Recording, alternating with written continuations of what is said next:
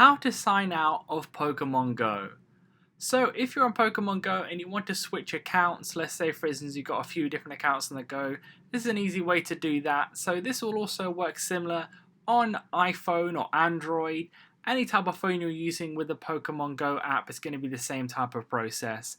So what you want to do is, as you can see at the bottom center of the screen, the little Pokeball there, that circle, you're going to want to click on that. That's going to bring up like your account settings. It's going to be this green page here. Then you want to click on the top right hand corner where it says settings. Then you'll see the settings page here. Then you'll want to scroll down about halfway down this page, and then you should see like your account there where it says sign out on the right hand side of the little green button in the middle of the screen there. Click on that, then you'll want to click on yes to sign out, and then you can go ahead and sign in to another account there, or you can sign back into that account when you want to. So leave a like on the video if that helped, and subscribe for more helpful videos.